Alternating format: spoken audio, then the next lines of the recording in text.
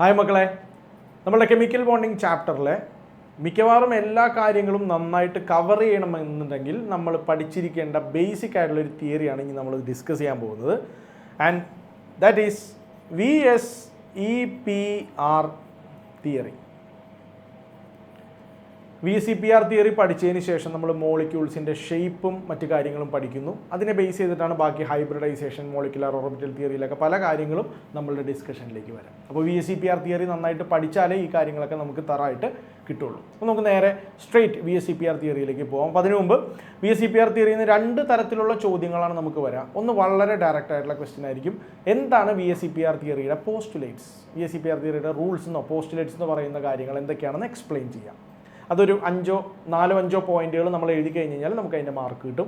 Second type of question, ഒരു മോളിക്യൂളിൻ്റെ പേര് തന്നിട്ട് ആ മോളിക്യൂളിൻ്റെ ഷേപ്പ് അല്ലെങ്കിൽ സ്ട്രക്ചർ VSEPR തിയറിയിലൂടെ എക്സ്പ്ലെയിൻ ചെയ്യാനായിരിക്കും നമുക്ക് ചോദ്യം വരാം. അപ്പോൾ അത് നമ്മൾ നന്നായിട്ട് ചെയ്തു പോകണം. അപ്പോൾ നമ്മൾ ഇന്ന് പഠിക്കുമ്പോഴും അല്ലെങ്കിൽ ഞാൻ ഈ ക്ലാസ്സിൽ എക്സ്പ്ലെയിൻ ചെയ്യുമ്പോഴും 2 ടോപ്പിക്കായിട്ട് എക്സ്പ്ലെയിൻ ചെയ്യുക. ആദ്യം അതിൻ്റെ പോസ്റ്റുലേറ്റ്സ് കൃത്യമായിട്ട് പറഞ്ഞുതരാം, അതിനുശേഷം മോളിക്യൂളിൻ്റെ ജോമെട്രി ഐഡൻറ്റിഫൈ ചെയ്യുന്നത് എങ്ങനെയാണെന്നും നിങ്ങൾക്ക് എക്സ്പ്ലെയിൻ ചെയ്തു തരാം. അപ്പോൾ നമുക്ക് നേരെ VSEPR തിയറിയുടെ പോസ്റ്റുലേറ്റ്സിലേക്ക് പോകാം. ഇത് പഠിക്കാൻ വളരെ എളുപ്പമാണ്. പറയുന്ന കൺസെപ്റ്റ് ഒന്ന് കൃത്യമായി മനസ്സിലാക്കി വെച്ച് കഴിഞ്ഞാൽ അത് വെച്ച് തന്നെ നമുക്ക് അതിൻ്റെ പോസ്റ്റുലേറ്റ്സ് ഡെവലപ്പ് ചെയ്യാനായിട്ട് പറ്റും. അപ്പോൾ അതിനുവേണ്ടി VSEPR എന്നുള്ളത് നമുക്കൊന്ന് ഇലാബറേറ്റ് ചെയ്യാം. ഓക്കെ, VS എന്ന് പറയുന്നത് വാലൻസ് ഷെല്ലാണ്. വാലൻസ് ഷെൽ എന്താണെന്ന് നിങ്ങൾക്ക് എല്ലാവർക്കും അറിയാം. ഒരു ആറ്റത്തിൻ്റെ ഔട്ടർമോസ്റ്റ് ഷെൽ, ഏറ്റവും പുറമെയുള്ള ഷെല്ലിനെയാണ് നമ്മൾ എന്ത് പേര് വിളിക്കുക? വാലൻസ് ഷെൽ എന്ന് പേര് വിളിക്കുക. EP എന്ന് പറയുന്നത് ഇലക്ട്രോൺ പെയേഴ്സ് ആണ്, ഇലക്ട്രോൺ ജോഡികൾ. ഈ ചാപ്റ്ററിൽ 2 തരത്തിലുള്ള ഇലക്ട്രോൺ ജോഡികൾ നമ്മൾ പരിചയപ്പെട്ടിട്ടുണ്ട്. ഒരാളെ ചുരുക്കത്തിൽ നമ്മൾ BP എന്നാണ് വിളിക്കുക, എന്താണ്? Bond pair. മറ്റേയാളെ നമ്മൾ LP എന്ന് വിളിക്കും, ലോൺ പെയർ. 2 തരത്തിലുള്ള ഇലക്ട്രോൺ ജോഡികളാണ് വാലൻസ് ഷെല്ലിനകത്ത് ഉണ്ടാവുക. BPയും LPയും, ബോണ്ട് പെയറും ലോൺ പെയറും. ഇനി R എന്നുള്ള വാക്ക്, ഇറ്റ് ഈസ് റിപ്പൾഷൻ. നമുക്ക് എല്ലാവർക്കും അറിയാം, റിപ്പൾഷൻ എന്ന് പറഞ്ഞു കഴിഞ്ഞാൽ വികർഷണം. ഒരാൾക്ക് മറ്റൊരാളോട് ആകർഷണം തോന്നാത്ത അവസ്ഥ, അല്ലെങ്കിൽ ഒരാളെ കാണുമ്പോൾ അകന്നു പോകൽ, അതാണ് റിപ്പൾഷൻ. വാലൻസ് ഷെല്ലിലുള്ള, ഔട്ടർമോസ്റ്റ് ഷെല്ലിലുള്ള ഇലക്ട്രോൺ ജോഡികൾക്ക് റിപ്പൾഷൻ ഉണ്ടാകുന്നത് മൂലം അതിൽ നിന്ന് ഉത്ഭവിച്ച തിയറിയാണ് VSEPR തിയറി. അപ്പോൾ സ്വാഭാവികമായിട്ടും നമുക്കൊരു സംശയം വരും, എന്തിനാണ് ഇവർക്ക് റിപ്പൾഷൻ വരുന്നത്? റിപ്പൾഷൻ വരുന്നതിന് ഒരേ ഒരു റീസണേ ഉള്ളൂ, ഈ ഇലക്ട്രോൺ ജോഡികൾക്ക്, ഇലക്ട്രോൺ പെയറുകളുടെ ഇലക്ട്രോൺ ക്ലൗഡ് അല്ലെങ്കിൽ ഇലക്ട്രോൺ കാണപ്പെടുന്ന ആ ക്ലൗഡ് നെഗറ്റീവ്ലി ചാർജ്ഡ് ആണ്, മൈനസ് ചാർജാണ്. അതുകൊണ്ടാണ് ഇവർ മൈനസ് ചാർജുകളുള്ള ആൾക്കാർ പരസ്പരം വരുമ്പോൾ റിപ്പൾഷന് അവിടെ കാരണമാകുന്നത്. അപ്പോൾ റിപ്പൾഷൻ കുറയ്ക്കാനായിട്ട് എന്താ ചെയ്യാൻ പറ്റുക? നമുക്കറിയാം, നമ്മളുടെ ക്ലാസ്സിലാണെങ്കിൽ പോലും 2 ടീമുകൾ അല്ലെങ്കിൽ 2 ഗ്രൂപ്പ് ഓഫ് പിള്ളേരുണ്ട്. അവർ 2 പേരും പരസ്പരം അങ്ങോട്ടും ഇങ്ങോട്ടും അടി ഉണ്ടാക്കുന്ന ആൾക്കാരാണെങ്കിൽ ഉറപ്പായിട്ടും ടീച്ചർമാർ അവർ ഒരു ബെഞ്ചിൽ ഇരുത്തൂല. ഒരാൾ ഒരു മൂലക്കാണെങ്കിൽ മറ്റേ ടീമിനെ വേറെ മൂലക്കായിരിക്കും ഇരുത്തുക. അവർ തമ്മിലുള്ള അകലം പരമാവധി കൂട്ടിക്കഴിഞ്ഞാൽ അവർ തമ്മിലുള്ള അടി നമുക്ക് കുറയ്ക്കാൻ പറ്റും. അപ്പോൾ റിപ്പൾഷൻ കുറയ്ക്കാൻ അവർ തമ്മിലുള്ള ഡിസ്റ്റൻസ് മാക്സിമൈസ് ചെയ്യുക എന്നുള്ളതാണ് ചെയ്യാൻ പറ്റുന്ന കാര്യം. അപ്പോൾ വാലൻസ് ഷെല്ലിലെ ഇലക്ട്രോൺ പെയറുകൾ റിപ്പല് ചെയ്യുന്നതിൻ്റെ കാരണം അവരുടെ ഇലക്ട്രോൺ ക്ലൗഡിന് നെഗറ്റീവ്ലി ചാർജ് ആയതുകൊണ്ടാണ്. ആ റിപ്പൾഷൻ കുറയ്ക്കാൻ ഇലക്ട്രോൺ പെയറിൻ്റെ ഡിസ്റ്റൻസ് മാക്സിമൈസ് ചെയ്ത് വെക്കുക എന്നുള്ളതാണ് നമുക്ക് ചെയ്യാൻ പറ്റുന്നത്. ആൻഡ് ആസ് എ റിസൾട്ട്, അത് കാരണം കൊണ്ട് ആ മോളിക്യൂളിന് ഒരു പെർട്ടിക്കുലർ ജോമെട്രി അല്ലെങ്കിൽ ഷേപ്പ് കൈവരും. ഇതാണ് VSEPR തിയറിൻ്റെ കീ പോയിന്റ്സ് എന്ന രീതിയിൽ നമ്മൾ മനസ്സിലാക്കി വെക്കേണ്ട കാര്യങ്ങൾ. ഇതാണ് നമ്മൾ പോസ്റ്റുലേറ്റ്സിനകത്ത് ഡിസ്കസ് ചെയ്യാനും പോകുന്നത്. അപ്പോൾ ആക്ച്വലി VSEPR എന്നുള്ള വേർഡ് നമ്മളൊന്ന് എക്സ്പ്ലനേറ്ററി ആക്കി കഴിഞ്ഞാൽ അപ്പോൾ തന്നെ നമുക്ക് 3-4 പോയിന്റ്സ് അതിൽ നിന്ന് ഐഡൻറ്റിഫൈ ചെയ്യാനായിട്ട് പറ്റും. ഇനി നമുക്ക് നേരെ അതിൻ്റെ പോസ്റ്റുലേറ്റ്സിലേക്ക് പോവാം. VSEPR theory, first one, shape of molecule depend upon number of valence shell electron pairs around the central atom. Central ആറ്റത്തിൻ്റെ ചുറ്റുമുള്ള വാലൻസ് ഷെല്ലുകളുടെ എണ്ണമാണ് മോളിക്യൂളിൻ്റെ ഷേപ്പ് തീരുമാനിക്കുന്നത്. Second one, pairs of electrons in the valence shell repel one another since their electron clouds are negatively charged. നേരത്തെ നമ്മൾ പറഞ്ഞതുപോലെ electron ക്ലൗഡിന് minus charge ആയതുകൊണ്ടാണ് ഈ ഇലക്ട്രോൺ പെയറുകൾ തമ്മിൽ റിപ്പൾഷൻ സംഭവിക്കുന്നത്. Third one, these pairs of electrons tend to occupy such position in space that minimize repulsion minimise repulsion and maximise distance between them. അവർ തമ്മിലുള്ള repulsion കുറയ്ക്കാൻ അവരെന്ത് ചെയ്യും? അവർ തമ്മിലുള്ള ഡിസ്റ്റൻസ് മാക്സിമൈസ് ചെയ്യും. അതിന് വേണ്ടിയിട്ട് അവർ സ്പേസിൽ പല പല സ്ഥലങ്ങളിൽ പോയി നിൽക്കും. ദൂരം കുറയ്ക്കാൻ വേണ്ടി, അടി കുറയ്ക്കാൻ വേണ്ടി പരമാവധി അകലത്തിൽ പോയിട്ടായിരിക്കും അവർ നിലനിൽക്കാൻ. Fourth one, the valence shell is taken as a sphere with the electron pairs localizing on the spherical surface at a maximum distance from one another. നമുക്ക് ഇതിങ്ങനെ ഒരു സ്പിയർ ആണ് വാലൻസ് ഷെൽ എന്ന് കൺസിഡർ ചെയ്യുവാണെങ്കിൽ അതിനകത്ത് ഇലക്ട്രോൺ ജോഡികൾ പരമാവധി അകന്ന് ഇങ്ങനെ നിൽക്കുന്ന രീതിയിലാണ് നമ്മൾ അതിനെ കൺസിഡർ ചെയ്യുന്നത്. അങ്ങനെയായിരിക്കും. ഇലക്ട്രോൺ ജോഡികൾ പരമാവധി അകന്ന് മാക്സിമം ഡിസ്റ്റൻസിൽ റിപ്പൾഷൻ കുറച്ച് നിൽക്കുന്ന രീതിയിലാണ് കൺസിഡർ ചെയ്യുക. അതാണ് ഈ 4ാമത്തെ പോയിന്റിൽ പറഞ്ഞിട്ടുള്ളത്. വാലൻസ് ഷെല്ല് നമ്മളൊരു സ്പിയർ ആയിട്ട് എടുക്കുകയാണെങ്കിൽ electron pairs localising on the spherical surface at maximum distance from one another. പരസ്പരം പരമാവധി അകന്നായിരിക്കും അവർ നിലനിൽക്കുക. Next one, multiple bond is treated as if it is a single electron pair and the 2 or 3 electron pairs of a multiple bond is treated as a single super pair. നമ്മൾ ഈ theory പഠിക്കുന്ന സമയത്ത് double bond, triple bond എന്നുള്ള നിലവാരത്തിൽ നമ്മൾ കാര്യങ്ങളെ കാണില്ല. അതിന് പകരം സിംഗിൾ ഇലക്ട്രോൺ പെയർന്നോ സിംഗിൾ സൂപ്പർ പെയർന്നോ ആണ് ആ ഡബിൾ ബോണ്ട്, ട്രിപ്പിൾ ബോണ്ട് വരുമ്പോൾ, അല്ലെങ്കിൽ ഒന്നിലധികം ബോണ്ടുകൾ പരസ്പരം രണ്ടുപേര് തമ്മിൽ ഫോം ചെയ്യുമ്പോൾ നമ്മൾ അതിനെ റെപ്രസെൻറ്റ് ചെയ്യുക, അല്ലെങ്കിൽ നമ്മൾ അങ്ങനെയാണ് അതിനെ അഡ്രസ്സ് ചെയ്യുക. Next one, where 2 or more resonance structures can represent a molecule, VSEPR model is applicable to any such structure. ഈ ചാപ്റ്ററിന്റെ മുൻ ടോപ്പിക്കുകളിൽ റെസണൻസിനെ പറ്റി നമ്മൾ ഡിസ്കസ് ചെയ്തിട്ടുണ്ട്. ആ റെസണൻസ് സ്ട്രക്ചർ ചിലപ്പോൾ ഒരു മോളിക്യൂളിന് 2 or 3 ഒക്കെ നമുക്ക് വരയ്ക്കാൻ പറ്റും.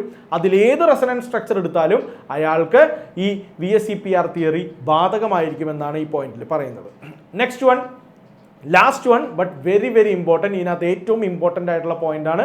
VSEPRന്റെ പോസ്റ്റുലേറ്റ്സ് ചോദിച്ചാൽ നിർബന്ധമായിട്ടും എഴുതേണ്ട പോയിന്റാണ്. Repulsive interaction of electron pair decrease in the order LP greater than LP greater than BP. ഇത് റിപ്പൾഷൻ്റെ ശക്തി കുറഞ്ഞു വരുന്ന ക്രമമാണ്. ഏറ്റവും കൂടുതൽ റിപ്പൾഷൻ ഉണ്ടാവുക 2 ലോൺ പെയറുകൾ അടുത്തടുത്ത് വരുമ്പോഴാണ്. ഭയങ്കര റിപ്പൾഷൻ ആയിരിക്കും. ലോൺ പെയറും ബോണ്ട് പെയറും വരുന്ന സമയത്ത് ആ റിപ്പൾഷൻ ഉണ്ടാവും, മറ്റേനേക്കാൾ കുറച്ചുകൂടെ കുറവായിരിക്കും. ഏറ്റവും കുറവ് റിപ്പൾഷൻ അനുഭവപ്പെടുക ബോണ്ട് പെയർ അടുത്തടുത്ത് വരുമ്പോഴാണ്. അപ്പോൾ ഈ റിപ്പൾഷൻ കാരണമാണ് മോളിക്യൂൾസ് അല്ലെങ്കിൽ അതിനകത്ത് ഇലക്ട്രോൺസ് അകന്ന് നിൽക്കുക. അതുകൊണ്ടാണ് അവർ സ്പേസിൽ പല സ്ഥലങ്ങളിൽ ഓക്യുപ്പൈ ചെയ്യുകയും അതിന് ജോമെട്രി കൈവരിക്കുകയും ചെയ്യുന്നത്. ഇതാണ് VSEPR തിയറിൻ്റെ പോസ്റ്റുലേറ്റ്സ്. അപ്പോൾ ശരിക്കും നിങ്ങളുടെ അടുത്ത് പരീക്ഷയ്ക്ക് ചോദിക്കുവാണെങ്കിൽ നിങ്ങൾ ഇതിനകത്ത് 4 പോസ്റ്റുലേറ്റ്സ് എങ്കിലും വൃത്തിയായിട്ട് എഴുതണം. ഞാൻ എപ്പോഴും റെക്കമെൻഡ് ചെയ്യാറ് first one, second one, third one and also നമ്മുടെ ലാസ്റ്റത്തത് 7th വൺ. ഈ ഇത്രയും പോയിന്റുകളെങ്കിലും, അപ്പോൾ മൊത്തം 4 പോയിന്റ്, ഇത്രയും പോയിന്റുകളെങ്കിലും VSEPR തിയറി നമ്മൾക്ക് പരീക്ഷയ്ക്ക് ചോദിച്ചു കഴിഞ്ഞാൽ കൃത്യമായിട്ട് നിങ്ങൾ റെപ്രസെൻറ്റ് ചെയ്യാൻ ശ്രമിക്കുക. അതിനകത്ത് 5ാമത്തെയും 6ാമത്തെയും 4, 5, 6 പോയിന്റുകൾക്കകത്ത് ഏതെങ്കിലും ഒരെണ്ണം പഠിച്ചിട്ട് ആ ഒരെണ്ണവും കൂടെ നിങ്ങൾ എഴുതാം. മൊത്തം 5 പോയിന്റ് VSEPR തിയറിയുടെ എക്സ്പ്ലനേഷനിൽ എഴുതാനായിട്ട് എൻ്റെ മക്കൾ ശ്രദ്ധിക്കാം. ഓക്കെ, അപ്പോൾ ഇതാണ് VSEPR തിയറിൻ്റെ എക്സ്പ്ലനേഷൻ. ഇനി നമുക്ക് VSEPR തിയറി പ്രകാരം മോളിക്യൂളിന് കൈവരുന്ന ഷേപ്പ് എന്താണെന്നുള്ളത് പഠിക്കാം. വളരെ ഇൻട്രസ്റ്റിംഗ് ആയിട്ടുള്ള ടോപ്പിക്കാണ്. അത് പഠിച്ചാൽ നമുക്ക് ബാക്കി മുന്നോട്ടുള്ള കാര്യങ്ങൾ പ്രോപ്പറായിട്ട് എക്സ്പ്ലെയിൻ ചെയ്യാനായിട്ട് പറ്റുള്ളൂ. ഓക്കെ, നമ്മൾ VSEPR തിയറിയിലെ ഏറ്റവും ഇൻട്രസ്റ്റിംഗ് പാർട്ടായിട്ടുള്ള മോളിക്കുലർ ജോമെട്രിയിലേക്കാണ് കിടക്കാൻ പോണത്. അപ്പോൾ നിങ്ങൾക്ക് സ്ക്രീനിൽ ഇപ്പോൾ കാണാൻ പറ്റും. ഇത് എന്താ കളർ, പിങ്ക് ആണോ വയലറ്റ് ആണോ? ആ കളറിൽ കാണുന്ന സാധനം സെൻട്രൽ ആറ്റമാണ്.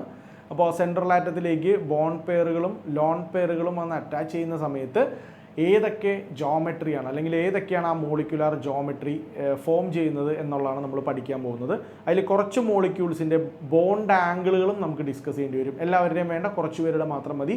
അപ്പോൾ നിങ്ങൾ ഈ സ്ട്രക്ചേഴ്സും അതുപോലെ തന്നെ ആ ജോമെട്രീൻ്റെ നെയിമും ബോണ്ട് ആംഗിളുകൾ വേണ്ടതിൻ്റെ ബോണ്ട് ആംഗിൾസും പ്രോപ്പറായിട്ട് പഠിച്ചിട്ടുണ്ടാവണം. ഓക്കെ, അപ്പോൾ നമ്മൾ ആദ്യം ഡിസ്കസ് ചെയ്യാൻ പോണത് ബോണ്ട് പെയറുകൾ മാത്രമുള്ള മോളിക്യൂൾസ് ആണ്. There will not be any lone pair. Lone pair ഒന്നും ഉണ്ടാവില്ല, ബോണ്ട് പെയറുകൾ മാത്രമേ ഉള്ളൂ. അപ്പോൾ നമ്മൾ ആദ്യം എടുക്കാൻ പോണത് ഇപ്പോൾ വരാൻ പോണത് ഒരു ബോണ്ട് പെയർ ആണ്. ഒരു ബോണ്ട് പെയർ വന്നു, ഒരു ബോണ്ട് പെയർ കൂടി വന്നു. അപ്പോൾ നോക്കിയേ, 2 ബോണ്ട് പെയർ ഉള്ള ഒരു മോളിക്യൂളാണ് നമ്മൾ ഡിസ്കഷന് വേണ്ടി എടുത്തിട്ടുള്ളത്. 2 ബോണ്ട് പെയർ ഉള്ള മോളിക്യൂൾ. അപ്പോൾ 2 ബോണ്ട് പെയർ ഉള്ള മോളിക്യൂളിൻ്റെ സ്ട്രക്ചർ ഇപ്പോൾ നിങ്ങൾക്ക് സ്ക്രീനിൽ കാണുന്ന രീതിയിലാണ് സ്ട്രക്ചർ കൈവരാം. ആ സ്ട്രക്ചറിൻ്റെ പേര് വരുന്നത് ലീനിയർ സ്ട്രക്ചർ എന്നാണ്. Linear structure. അപ്പോൾ ലീനിയർ സ്ട്രക്ചർ വരികയാണെങ്കിൽ അതിൻ്റെ ബോണ്ട് ആംഗിൾ വരുന്നത് 180 ഡിഗ്രി ആയിരിക്കും. നമ്മളുടെ BeCl2 മോളിക്യൂള് BeH2 മോളിക്യൂള്, ഇതെല്ലാം ലീനിയർ ഷേപ്പിൽ എക്സിസ്റ്റ് ചെയ്യുന്ന മോളിക്യൂളാണ്. അപ്പോൾ 2 ബോണ്ട് പെയർ വരുന്ന ലോൺ പെയർ ഒന്നുമില്ലാത്ത സ്ട്രക്ചറിനെ നമുക്ക് ലീനിയർ സ്ട്രക്ചർ എന്ന് പേര് വിളിക്കാം. ഇനി മൂന്നാമതൊരു ബോണ്ട് പെയറും കൂടെ ഇതിനകത്ത് വരുവാണെങ്കിൽ അത് ഇങ്ങനത്തെ ഒരു ഷേപ്പിലാണ് എത്തിച്ചേരാം. ഈ ഷേപ്പ് കാണുമ്പോൾ നമുക്ക് പല ഷേപ്പുകളായിട്ട് റിസംബ്ലൻസ് തോന്നും. ചിലപ്പോൾ ബെൻസിൻ്റെ ചിഹ്നം പോലെ തോന്നും. ഇനി ഈ മുകളിൽ കാണുന്ന 3 ഉണ്ടകൾ നമ്മൾ 3 ഡോട്ട്, ഇപ്പോൾ ഈ 3 ഡോട്ടുകൾ നമ്മൾ യോജിപ്പിച്ച് കഴിഞ്ഞാൽ ശരിക്കും ഏറുപടക്കം പോലെയോ സമൂസ പോലെയൊക്കെ ഫീൽ ചെയ്യും. അപ്പോൾ 3 ബോണ്ട് പെയർ ഉള്ള ലോൺ പെയർ ഒന്നും ഇല്ലാത്ത ഈ സ്ട്രക്ചറിനെ നമ്മൾ വിളിക്കുന്ന പേര് ട്രയഗണൽ പ്ലാനർ സ്ട്രക്ചർ എന്നാണ്. Trigonal planar structure. അതിൻ്റെ ബോണ്ട് ആംഗിൾ വരുന്നത് 120 ഡിഗ്രിയാണ്. എന്ന് വെച്ചാൽ നമുക്കറിയാം ഒരു സർക്കിൾ 360 ആണ്, അതിനെ ഡിവൈഡഡ് ബൈ 3, 120 ഡിഗ്രിയാണ് ഇതിൻ്റെ ബോണ്ട് ആംഗിൾ വരിക. നമ്മുടെ BCl3 മോളിക്യൂള്, BF3 മോളിക്യൂളെല്ലാം ഈ സ്ട്രക്ചറിലാണ് എക്സിസ്റ്റ് ചെയ്യുന്നത്. അപ്പോൾ നമ്മളിപ്പോൾ 2 ബോണ്ട് പെയർ ഉള്ളതും 3 ബോണ്ട് പെയർ ഉള്ളതും കണ്ടു. ഇനി നാലാമതൊരു ബോണ്ട് പെയറും കൂടെ വരുവാണെങ്കിൽ നമുക്ക് കിട്ടുന്ന സ്ട്രക്ചറാണ് ഇപ്പോൾ നിങ്ങൾക്ക് സ്ക്രീനിൽ കാണാൻ പറ്റുന്നത്. ഈ സ്ട്രക്ചർ നമ്മൾ ബസ്സിലൊക്കെ കയറുന്ന സമയത്ത് മസാജൊക്കെ ചെയ്യാനായിട്ടൊരു സാധനം കൊണ്ടുവരും, ഇങ്ങനെ തലയിലും മേലൊക്കെ, അതേപോലത്തെ ഒരു സ്ട്രക്ചറാണ്. ഈ സ്ട്രക്ചറിൽ 4 ബോണ്ട് പെയർ ആണുള്ളത്. And the name of the structure is tetrahedral structure. Tetrahedral എന്നാണ് നമ്മൾ ഇതിൻ്റെ പേര് വിളിക്കുക. And the bond angle very very important. ഇതിൻ്റെ ബോണ്ട് ആംഗിൾ കൃത്യമായിട്ട് ഓർമ്മയുണ്ടാവണം. 109.5 109.5 ഡിഗ്രിയാണ് ടെട്രാഹീഡ്രൽ സ്ട്രക്ചറിൻ്റെ ബോണ്ട് ആംഗിൾ ആയിട്ട് വരാം. നോർമലി ഇതിൻ്റെ കോമൺ ഡയറക്റ്റ് എക്സാമ്പിളായിട്ട് നമ്മൾ CH4 മോളിക്യൂളാണ് പറയാറ്. ഇനി 4 ബോണ്ട് പെയർ കഴിഞ്ഞു. 5ാമത്തെ ബോണ്ട് പെയർ വന്നു കഴിഞ്ഞാൽ, 5 ബോണ്ട് പെയർ ഉള്ളൊരു സ്ട്രക്ചർ വന്നാൽ, അപ്പോൾ നമ്മൾ ഈ സ്ട്രക്ചറിനെ വിളിക്കുന്ന പേര്, ഇനി സ്ട്രക്ചറിനെ ആദ്യം തന്നെ ഒന്ന് ഞാൻ കറക്റ്റ് മനസ്സിലാവുന്ന രീതിയിൽ ഒന്ന് അറേഞ്ച് ചെയ്യുന്നുണ്ട്. ഈ സ്ട്രക്ചറിൻ്റെ പ്രത്യേകത 5 ബോണ്ട് പെയർ ഉണ്ട്. 5 ബോണ്ട് പെയറിൽ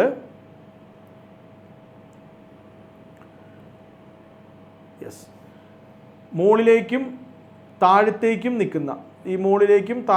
നിൽക്കുന്ന 2 ബോണ്ടുകളും നടുക്ക് കാണുന്ന 3 ബോണ്ടുകളുമുണ്ട്. ആ മുകളിലേക്കും താഴത്തേക്കും നിൽക്കുന്ന ബോണ്ടുകളെ നമ്മൾ വിളിക്കുന്ന പേര് ആക്സിയൽ ബോണ്ടുകൾ എന്നാണ്. നമ്മൾ ആക്സസ് പോലെ നിലനിൽക്കുന്നത്. ഇനി നടുക്ക് കാണുന്ന ബോണ്ടുകളെ, ഇപ്പോൾ നമുക്ക് നടുക്ക് കാണുന്ന ഈ 3 ബോണ്ടുകളെ നമ്മൾ വിളിക്കുന്ന പേര് ഇക്വിറ്റോറിയൽ ബോണ്ടുകൾ എന്നാണ്. അപ്പോൾ മുകളിലേക്കും താഴത്തേക്കുള്ള ബോണ്ടുകളെ ആക്സിയൽ ബോണ്ട് എന്നും നടുക്ക് കാണുന്ന ബോണ്ടുകളെ ഇക്വിറ്റോറിയൽ ബോണ്ട് എന്ന് നമ്മൾ പേര് വിളിക്കും. അങ്ങനെ 2 ടൈപ്പ് ബോണ്ടാണുള്ളത്. ആ മുകളിലേക്കും താഴത്തേക്കുള്ള ബോണ്ടുകളുടെ ബോണ്ട് ആംഗിൾ വരുന്നത് 90 ഡിഗ്രിയാണ്. നേരെ മറിച്ച് ഇക്വിറ്റോറിയൽ ഈ 3 പേരുടെയും ബോണ്ട് ആംഗിൾ വരുന്നത് 120 ഡിഗ്രിയാണ്. And the name of the structure is called as trigonal bipyramidal. ഈ സ്ട്രക്ചറിനെ നമ്മൾ വിളിക്കുന്ന പേര് ട്രയഗണൽ ബൈപിരമിഡൽ. തൊട്ടു മുമ്പ് നമ്മൾ ട്രയഗണൽ പ്ലാനർ കണ്ടില്ലേ, ബെൻസ് സമൂസ എന്നൊക്കെ പറഞ്ഞത്, അതിനൊന്ന് കിടത്തി വെച്ചിട്ട് അതിലേക്ക് ഒരു വടി കുത്തി ഇറക്കിയ പോലത്തെ സ്ട്രക്ചറാണ്. ഈ നടുക്ക് കാണുന്നത് ആ ട്രയഗണൽ പ്ലാനറിനെ കിടത്തി വെച്ച പോലത്തെ ഒരു സ്ട്രക്ചറാണ്. ഓക്കെ, നമ്മുടെ PCl5 മോളിക്യൂളൊക്കെ ഇതിന് എക്സാമ്പിളായിട്ട് പറയുന്നതാണ്. ഇതൊരു ഇമ്പോർട്ടൻ്റ് എക്സാമ്പിളാണ് 5 ബോണ്ട് പെയർ വരുന്ന ഈ സ്ട്രക്ചർ. ആൻഡ് ഫൈനലി 6ാമതൊരു ബോണ്ട് പെയറും കൂടി വന്നാൽ നമ്മൾ റീച്ച് ചെയ്യുന്ന സ്ട്രക്ചറാണ് ഈ കാണുന്നത്. ഈ സ്ട്രക്ചറിനെ നമ്മൾ വിളിക്കുന്ന പേര് ഒക്ടാഹീഡ്രൽ എന്നാണ്. ഒക്ടാഹീഡ്രൽ 6 ബോണ്ട് പെയറുകളാണ് ഇതിനകത്തുള്ളത്. Still the name is octahedral. അപ്പോൾ പല കുട്ടികളും ചോദിക്കാറുണ്ട്, എന്താണ് സാറേ ഒക്ട എന്ന് പറഞ്ഞാൽ 8 എണ്ണം വരണ്ടേ? 8 എണ്ണം എന്നതുകൊണ്ട് ഉദ്ദേശിക്കുന്നത് ഈ മുകളിലേക്കും താഴത്തേക്കുമുള്ള ഈ ബോണ്ടുകളിൽ നിന്ന് നമ്മൾ ഡോട്ടഡ് ലൈൻസ് വെച്ച് ഇങ്ങനെ ഈ ഓരോ ഉണ്ടകളിലേക്കും യോജിപ്പിച്ച് കഴിഞ്ഞാൽ നമുക്ക് 8 ഫേസുകൾ കിട്ടും, 8 മുഖങ്ങൾ കിട്ടും. അതുകൊണ്ടാണ് ഈ ഒക്ടാഹീഡ്രൽ എന്നുള്ള പേര്. ഈ എല്ലാ ബോണ്ടുകളും തമ്മിലുള്ള ബോണ്ട് ആംഗിൾ എത്രയാണ്? 90 ഡിഗ്രിയാണ്. The bond angle is 90 degree. SF6 molecule ഇതിനൊരു എക്സാമ്പിളായിട്ട് നമുക്ക് പറയാവുന്നതാണ്. അപ്പോൾ നമുക്കിത് വരയ്ക്കാനും എളുപ്പമാണ്, കാരണം നമ്മൾ എപ്പോഴും സ്ക്വയർ ഒക്കെ വരയ്ക്കാറുണ്ടല്ലോ. അപ്പോൾ സെൻട്രൽ ആറ്റത്തിന് നടുക്ക് വരച്ചിട്ട് ഒരു സ്ക്വയർ വരയ്ക്കുക, സ്ക്വയറിൻ്റെ മുകളിലോട്ടും താഴത്തോട്ടും 2 വര വരച്ച് കഴിഞ്ഞാൽ നമുക്ക് കറക്റ്റ് ഒക്ടാഹീഡ്രൽ സ്ട്രക്ചർ ഇതിൽ നിന്ന് ഐഡൻറ്റിഫൈ ചെയ്യാനായിട്ട് പറ്റും. അപ്പോൾ ഇതാണ് നമ്മളുടെ ബേസിക് സ്ട്രക്ചേഴ്സായിട്ട് നമ്മൾ വരയ്ക്കുന്ന കാര്യങ്ങൾ. ഓക്കെ, ഇനി ഇത്രയും നേരം നമ്മൾ ഡിസ്കസ് ചെയ്തത് മൊത്തം ബോണ്ട് പെയറുകൾ മാത്രമുള്ള കൈൻഡ് ഓഫ് മോളിക്യൂൾസ് ആണ്. ഇനി ആ ബോൺ പെയറിൻ്റെ ഒപ്പം ലോൺ പെയർ കൂടെ വരുവാണെങ്കിൽ എന്തൊക്കെ സ്ട്രക്ചറുകളാണ് അല്ലെങ്കിൽ എന്തൊക്കെ ഷേപ്പുകളാണ് പോസിബിൾ ആവുക എന്നുള്ളത് നമുക്ക് നോക്കാം. അപ്പോൾ ഇനീഷ്യലി നമുക്ക് 2 ബോൺ പെയർ കൊടുക്കാം. നമുക്കറിയാം 2 ബോൺ പെയർ മാത്രം വരുവാണെങ്കിൽ ലീനിയർ എന്നാണ് പേര് വരാം. പക്ഷേ ഇവിടെ നമ്മൾ 2 ലോൺ പെയറിൻ്റെ ഒപ്പം ഒരു ലോൺ പെയറിനെയും കൂടെ ആഡ് ചെയ്യണം. ഈ കോക്കാച്ചി പോലെ മുകളിൽ വന്ന് നിൽക്കുന്ന സാധനമാണ് ലോൺ പെയർ. 2 ഇലക്ട്രോൺസ് ആണ് ആ മഞ്ഞ കളറിലെ 2 കണ്ണ് പോലെ ഇരിക്കുന്നത്. അപ്പോൾ 2 ലോൺ പെയർ വന്ന സമയത്ത് ലീനിയറായി ഇങ്ങനെ സ്ട്രെയിറ്റ് ആയിട്ടിരുന്ന സ്ട്രക്ചർ ഒരു ഇച്ചിരി വളയും. അങ്ങനെ വളയുന്നത് കൊണ്ടാണ് അതിന് നമ്മൾ ബെൻഡ് എന്ന് മോളിക്കുലാർ ജോമെട്രിയിൽ നെയിം കൊടുക്കുക. ബെൻഡ് സ്ട്രക്ചർ, ഒരു ഇത്തിരി വളഞ്ഞ പോലത്തെ സ്ട്രക്ചറാണ് ഇവിടെ നമുക്ക് കിട്ടുക. SO3, O3 അതൊക്കെ ഈ സ്ട്രക്ചറിലാണ് എക്സിസ്റ്റ് ചെയ്യുക. SO3 അല്ല, SO2, O3 പോലുള്ള സ്ട്രക്ചറുകളെല്ലാം ഈ ബെൻഡ് സ്ട്രക്ചറായിട്ടാണ് എക്സിസ്റ്റ് ചെയ്യുക. ഇവിടെ നമ്മൾ ബോണ്ട് ആംഗിൾ അത്ര പെക്യുലിയർ ആയിട്ട് പഠിക്കണം എന്നില്ല നമ്മുടെ മീൻസ് NCERT തിയറി ടോപ്പിക്കുകളിൽ. അപ്പോൾ ബോണ്ട് ആംഗിൾ ഞാനിവിടെ പറയുന്നില്ല. നിങ്ങൾ ആ സ്ട്രക്ചറും ഷേപ്പും എങ്ങനെയാണ് റെപ്രസെൻറ്റ് ചെയ്യുന്നതെന്ന് മാത്രം നോക്കിയാൽ മതി. 2 ബോണ്ട് പെയറും ഒരു ലോൺ പെയർ ഉള്ളപ്പോഴുള്ള അവസ്ഥയാണിത്. ഇനി 2 ബോണ്ട് പെയറിൻ്റെ ഒപ്പം ലോൺ പെയർ 2 എണ്ണം വരുവാണെന്ന് വിചാരിക്കാം. ലോൺ പെയർ 2 എണ്ണം വന്നു കഴിഞ്ഞാൽ ഇങ്ങനത്തെ ഒരു സ്ട്രക്ചറാണ് നമുക്ക് കിട്ടുക.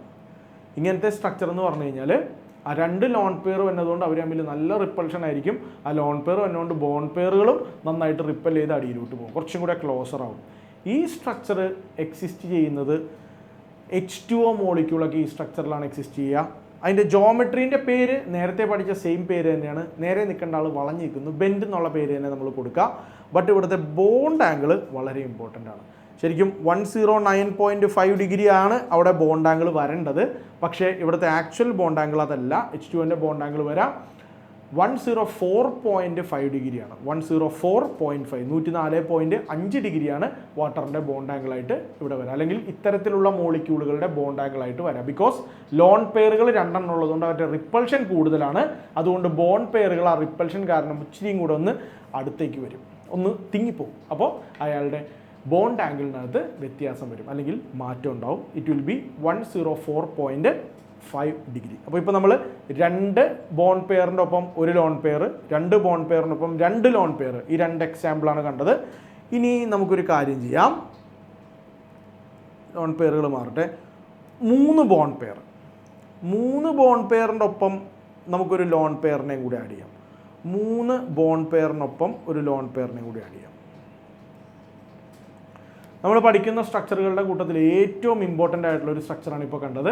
And name of the structure is trigonal pyramidal. നിങ്ങൾക്കിത് ഓർമ്മയുണ്ടാവും, കാരണം ഈ ചാപ്റ്ററിൽ ഇതിനു മുമ്പ് NH3ൻ്റെയും NF3ൻ്റെയും ഒക്കെ സ്ട്രക്ചർ വരച്ചപ്പോൾ ഇതുപോലെ നിങ്ങൾ വരച്ചത്. ആ നടുക്കത്തെ വയലറ്റ് കളറുള്ള ആൾക്ക് പകരം നൈട്രജൻ, ആ 3 വെള്ള ഉണ്ടകൾക്ക് പകരം ഫ്ലൂറിനോ ഹൈഡ്രജനോ ആരെങ്കിലും മുകളിൽ നിങ്ങൾ ലോൺ പെയറിനെ റെപ്രസെൻറ്റ് ചെയ്തിട്ടുണ്ടാവും. അപ്പോൾ ഇതാണ് NH3ൻ്റെയും NF3ൻ്റെയും സ്ട്രക്ചർ. അതിന് നമ്മൾ വിളിക്കുന്ന പേര് ട്രയാഗണൽ പിരമിഡൽ സ്ട്രക്ചർ എന്നാണ്. It is called as trigonal pyramidal structure. ഇവിടുത്തെ ബോണ്ട് ആംഗിൾ വളരെ ഇമ്പോർട്ടൻ്റ് ആണ്. ഇവിടുത്തെ ബോണ്ട് ആംഗിൾ വരുന്നത് 107 ഡിഗ്രിയാണ്. 107 ഡിഗ്രിയാണ് ഇവിടുത്തെ ബോണ്ട് പെയറുകൾക്കിടയിലുള്ള, ഈ ബോണ്ട് പെയറുകൾക്കിടയിലുള്ള ബോണ്ട് ആംഗിൾ വരുന്നത് 107 ഡിഗ്രിയാണ്. ഓക്കെ, അപ്പോൾ 3 ബോണ്ട് പെയറും ഒരു ലോൺ പെയറും ഉള്ള സ്ട്രക്ചറാണ് ഇപ്പോൾ നമ്മൾ കണ്ടത്. ഇനി 3 ബോണ്ട് പെയറിൻ്റെ ഒപ്പം 2 ലോൺ പെയർ കയറി വരുവാണെങ്കിൽ ഈ സ്ട്രക്ചറിനെ നമ്മൾ വിളിക്കുന്ന പേര് T ഷേപ്പ് എന്നാണ്. ഇതിൽ നിന്ന് തന്നെ വ്യക്തമാണ്. ഈ ഡയഗ്രം നിങ്ങൾക്ക് കാണുമ്പോൾ മനസ്സിലാവും കണ്ടോ, ഇങ്ങനെ ഒരു T ഷേപ്പിലാണ് ബോണ്ട് പെയറുകളെല്ലാം നിലനിൽക്കുന്നത്. അപ്പോൾ ഈ 5 ഇലക്ട്രോൺ പെയറുള്ള ഈ സ്ട്രക്ചറിൽ 2 എണ്ണം ലോൺ പെയറും 3 എണ്ണം ബോണ്ട് പെയറും. അപ്പോൾ നമുക്ക് നോക്കുമ്പോൾ മനസ്സിലാവും മുകളിലേക്കും താഴേക്കും ആക്സിയൽ ബോണ്ട് ഉണ്ട്. ഈ കാണുന്നത് ഇക്വിറ്റോറിയൽ ബോണ്ടിൻ്റെ ഭാഗമാണ്. അതിനകത്ത് 2 എണ്ണം ലോൺ പെയറാണ്, 1 എണ്ണം ബോണ്ട് പെയറാണ്. And finally the shape will be T shape. T ഷേപ്പാണ് ഈ മോളിക്യൂളിന് ഉണ്ടാവുക. അപ്പോൾ ബോണ്ട് പെയറിൻ്റെയും ലോൺ പെയറിൻ്റെയും എണ്ണം അനുസരിച്ച് നമുക്കത് കറക്റ്റായിട്ട് ഐഡൻറ്റിഫൈ ചെയ്യാൻ പറ്റണം. 3 ബോണ്ട് പെയറും 2 ലോൺ പെയറും ആണെങ്കിൽ T ഷേപ്പായിരിക്കും മോളിക്യൂളിന് ഉണ്ടാവുക. ആൻഡ് നെക്സ്റ്റ് നമുക്കിനി 3 എന്നുള്ളത് 4 ബോണ്ട് പെയറിലേക്ക് കിടക്കാം. 4 ബോണ്ട് പെയറും ഒരു ലോൺ പെയറും വരുവാണെങ്കിൽ, 4 ബോണ്ട് പെയറും ഒരു ലോൺ പെയറും വരുവാണെങ്കിൽ, 4 ബോണ്ട് പെയറും ഒരു ലോൺ പെയറും വരുമ്പോൾ നമുക്ക് കിട്ടുന്ന സ്ട്രക്ചറാണിത്. മുകളിലേക്കും താഴത്തേക്കും കാണുന്നത് ആക്സിയൽ ബോണ്ടാണ്. ഈ രണ്ടെണ്ണം അല്ലെങ്കിൽ ഈ കാണുന്ന രണ്ടെണ്ണവും പിന്നെ ലോൺ പെയറും കൂടി കൂട്ടി നമുക്ക് ഇക്വിറ്റോറിയൽ ബോണ്ട് എന്നുള്ള നിലവാരത്തിൽ പിടിക്കാം. ഇതിൻ്റെ പേര് സീസോ സ്ട്രക്ചർ എന്നാണ്. സീസോ എന്ന് പേര് വരാനുള്ള കാരണം നമ്മൾ സ്കൂളിലൊക്കെ പണ്ട് പഠിക്കുമ്പോൾ കണ്ടിട്ടുണ്ടാവും. ഒരു ആളിത്തത്തും ഒരാൾ അപ്പുറത്തടുത്ത് വരുന്ന അങ്ങനെ ഇങ്ങനെയും പൊതുന്ന ഒരു സാധനം. അതേ രീതിയിലുള്ള ഒരു സാധനമാണ് ഇപ്പോൾ ഇവിടെ ഉണ്ടാക്കിയിട്ടുള്ളത്. കുറച്ചും കൂടെ വിസിബിൾ ആണ്. ഇങ്ങനെ വയ്ക്കാം. ഇങ്ങനെ നോക്കിയേ, ഇവിടെ ഒരാളിരിക്കുന്നു, അപ്പുറത്തും ഒരാളിരിക്കുന്നു. അപ്പുറത്തെന്ന് വെച്ചാൽ ഇപ്പുറത്തെ എൻ്റെ ഒരാളിരിക്കുന്നു. ഇവിടെ ഇപ്പുറം കൈ പിടിച്ചിട്ട് അങ്ങോട്ടും ഇങ്ങോട്ടും പൊന്തയും താതയും ചെയ്യുന്ന സാധനം പോലെ. അതുകൊണ്ടാണ് ഇതിന് സീസോ എന്നുള്ള ഷേപ്പ് നമ്മൾ കൊടുത്തിട്ടുള്ളത്. അപ്പോൾ 4 ബോണ്ട് പെയറും ഒരു ലോൺ പെയറും വരുവാണെങ്കിൽ നമുക്ക് കിട്ടുന്ന ഷേപ്പാണ് seesaw shape.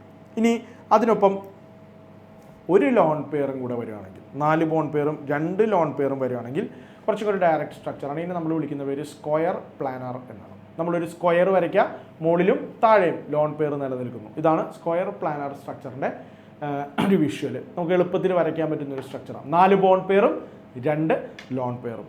And finally 5 bond പെയറും ഒരു ലോൺ പെയറും വരുന്ന സ്ട്രക്ചർ. 5 ബോണ്ട് പെയറും ഒരു ലോൺ പെയറും വരുന്ന സ്ട്രക്ചർ. 5 ബോണ്ട് പെയറും ഒരു ലോൺ പെയറും വരുന്ന സ്ട്രക്ചറിനെ നമ്മൾ വിളിക്കുന്ന പേര് സ്ക്വയർ പിരമിഡൽ സ്ട്രക്ചർ എന്നാണ്. കാരണം ബേസ് സ്ക്വയർ ആണ്. നമ്മൾ ഒന്ന് അറ്റത്തേക്ക് നീട്ടി വരച്ച് കഴിഞ്ഞാൽ, ഇങ്ങോട്ടേക്ക് നീട്ടി വരച്ച് കഴിഞ്ഞാൽ, ഇവിടെ നിന്ന് വരച്ച് കഴിഞ്ഞാൽ ഒരു പിരമിഡൽ ഷേപ്പിൽ നമുക്കത് കിട്ടും. മുകളിൽ ഒരു ലോൺ പെയർ അല്ലെങ്കിൽ താഴെയാണെങ്കിൽ ഒരു ലോൺ പെയർ എക്സിസ്റ്റ് ചെയ്യുന്ന രീതിയിലുള്ള ഒരു structure. And it is called as square pyramidal structure. അപ്പോൾ നമുക്ക് ഇത്രയും സ്ട്രക്ചറുകളാണ് നിലവിൽ ഈ VSEPR തിയറിയുമായിട്ട് ബന്ധപ്പെട്ട് പഠിക്കാനുള്ളത്. അപ്പോൾ ഞാനിപ്പോൾ അതിൻ്റെ വിഷ്വലൈസേഷനാണ് കാണിച്ചു തന്നത്. ഇനി ഞാൻ ഈ സ്ട്രക്ചേഴ്സ് എല്ലാം നമ്മൾ എങ്ങനെയാണ് എളുപ്പത്തിൽ ഡ്രോ ചെയ്യുന്നത് എന്ന രീതിയിൽ പെട്ടെന്നൊന്ന് ഡ്രോ ചെയ്തും കൂടെ നിങ്ങൾക്ക് കാണിച്ചു തരാം. ആ ഡ്രോയിങ്സ് എങ്ങനെയാണെന്നുള്ളത് കറക്റ്റായിട്ട് നോക്കുക. അതിലെ ബോണ്ട് പെയറുകളും അല്ലെങ്കിൽ ബോണ്ട് ആംഗിളുകൾ കൃത്യമായിട്ട് പഠിക്കുക. അതിനുശേഷം അത് എളുപ്പം ഓർത്തിരിക്കാനുള്ള ഒരു മെത്തേഡും നിങ്ങൾക്ക് ഞാൻ പറഞ്ഞുതരാം. അപ്പോൾ VSEPR തിയറി പ്രകാരമുള്ള മോളിക്യുലർ സ്ട്രക്ചേഴ്സൊക്കെ നമ്മൾ കണ്ടു. അത് സിമ്പിളായിട്ട് എങ്ങനെ വരയ്ക്കാമെന്നും കൂടെ സാറൊന്ന് പഠിപ്പിച്ചു തരാം. നമുക്ക് ബോണ്ട് പെയറിൻ്റെയും ലോൺ പെയറിൻ്റെയും നമ്പർ അനുസരിച്ചിട്ടാണ് സ്ട്രക്ചർ കൃത്യമായിട്ട് ഡിസൈൻ ചെയ്യാൻ പറ്റുക. അപ്പോൾ നമ്മൾ ആദ്യം ലോൺ പെയർസ് ഒന്നും ഇല്ലാത്ത സ്ട്രക്ചേഴ്സാണ് പരിചയപ്പെട്ടത്. അതൊന്ന് വേഗം വരച്ചു പോവാണ്. 2 ബോണ്ട് പെയർ, ലോൺ പെയർ ഒന്നും ഇല്ലാത്ത സ്ട്രക്ചറാണെങ്കിൽ സെൻട്രൽ ആറ്റം ഇത് രണ്ടും അതിൻ്റെ ബോണ്ട് പെയർസായിട്ട് കൺസിഡർ ചെയ്യുകയാണെങ്കിൽ ഇതാണ് സ്ട്രക്ചർ വരാം.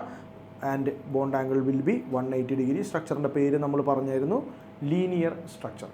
ഇനി 3 ബോണ്ട് പെയറും ലോൺ പെയറും ഒന്നും ഇല്ലാത്ത സ്ട്രക്ചർ ആണെങ്കിൽ സെൻട്രൽ ആറ്റം നമ്മൾ ഇവിടെ വരയ്ക്കുന്നു.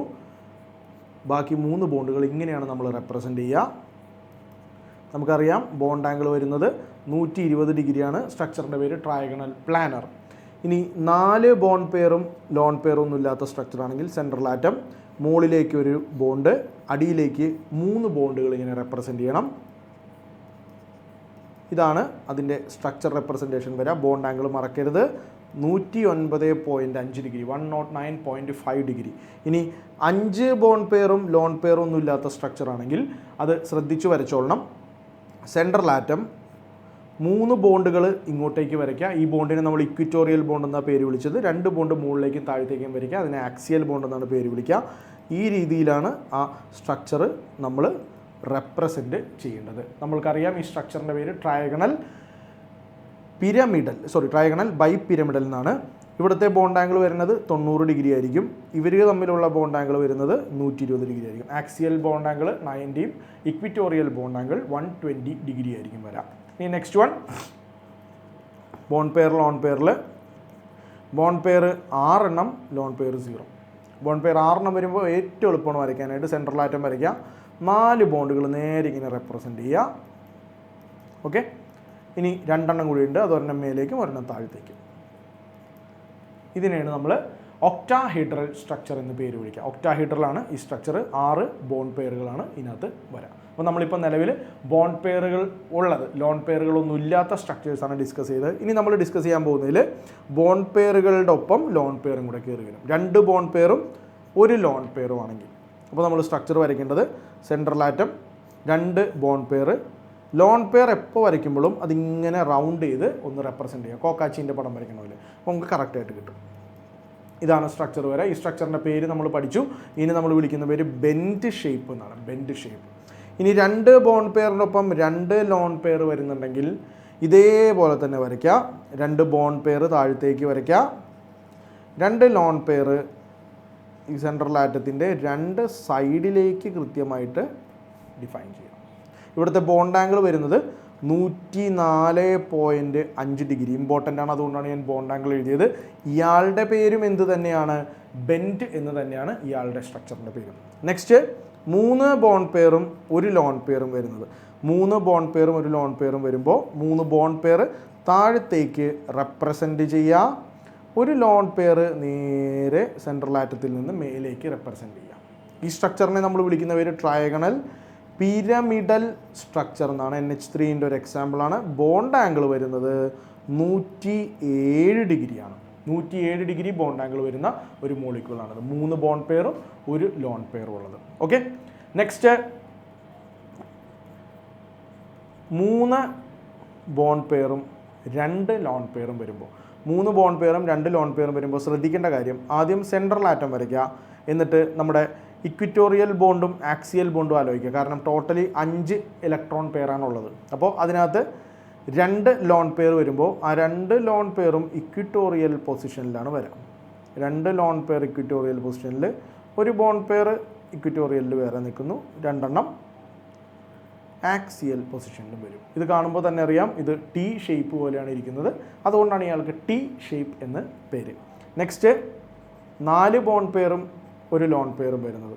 അതും മൊത്തത്തിൽ നോക്കിയാൽ 5 ഇലക്ട്രോൺ പെയർ ഉണ്ട്. 5 ഇലക്ട്രോൺ പെയർ വരയ്ക്കുമ്പോൾ എപ്പോഴും ഇതേ ഓർഡറിൽ തന്നെ വരച്ചു പോവുക. സെൻട്രൽ ആറ്റം, ആ 5 എണ്ണത്തിൽ ഇക്വിറ്റോറിയലും ഉണ്ടാവും ആക്സിയലും ഉണ്ടാവും. അപ്പോൾ ആക്സിയലിൽ നമ്മളെപ്പോഴും ബോണ്ട് പെയർ തന്നെ വരച്ചോളണം.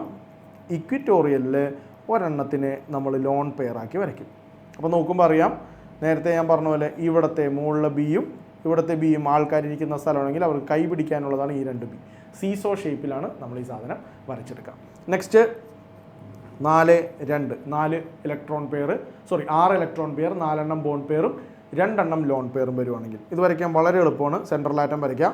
4 ഇലക്ട്രോൺ പെയർ നേരെ ബോണ്ട് പെയർ ആയിട്ട് നമുക്കിവിടെ റെപ്രസെൻ്റ് ചെയ്യാം. ചുമ്മാ ഒരു ബുക്കിൻ്റെ 4 മൂലയും വരയ്ക്കണ പോലെ മുകളിലേക്ക് ഒരു ലോൺ പെയർ വരും, താഴേക്കും ഒരു ലോൺ പെയർ എന്നുള്ള രീതിയിൽ. ഈ രീതിയിൽ സിമ്പിളായിട്ട് വരയ്ക്കാം. And this structure is called as square planar structure. And finally 5 bond പെയറും 1 ലോൺ പെയറുള്ള സ്ട്രക്ചർ. അപ്പോൾ തൊട്ട് മുകളിൽ ഈ സ്ട്രക്ചർ വരച്ച് അതേപോലെ തന്നെ അടിയിലത്തത് വീണ്ടും വരയ്ക്കാം. നമുക്ക് സെൻട്രൽ ആറ്റം നേരത്തെ വരച്ചതുപോലെ 4 ഇലക്ട്രോൺ പെയർ നേരെ റെപ്രസെൻ്റ് ചെയ്യാം. 1 ഇലക്ട്രോൺ പെയർ താഴേക്കും, പിന്നെ ഉള്ളൊരു ലോൺ പെയർ നമുക്ക് ഒന്നുകിൽ ഇതുപോലെ മുകളിൽ വരയ്ക്കാം, അല്ലെങ്കിൽ ഇതിൻ്റെ താഴെയോ എവിടെ വരച്ചാലും കുഴപ്പമില്ല. ഈ രീതിയിലാണ് ഡയഗ്രാം വരാം. നമ്മളിതിനെ സ്ക്വയർ പിരമിഡൽ ഷേപ്പ് എന്നാണ് പേര് വിളിക്കുക. അപ്പോൾ ഇതാണ് നമ്മൾ നേരത്തെ കണ്ട ഡയഗ്രമാറ്റിക് റെപ്രസെൻറ്റേഷനിലൂടെ കണ്ട സാധനങ്ങൾ. ഇത് ഞാനത് എളുപ്പത്തിൽ വരയ്ക്കാൻ വേണ്ടിയിട്ട് ഒന്നും കൂടി നിങ്ങൾക്ക് റീറൈറ്റ് ചെയ്ത് തന്നതാണ്. അപ്പോൾ നന്നായിട്ട് ഈ സ്ട്രക്ചറുകൾ വരയ്ക്കാൻ പഠിക്കുക. ഇതിൻ്റെ എക്സാമ്പിൾസും കൃത്യമായിട്ട് പഠിച്ചു വെച്ചിട്ടുണ്ടാവാം. ഓക്കെ.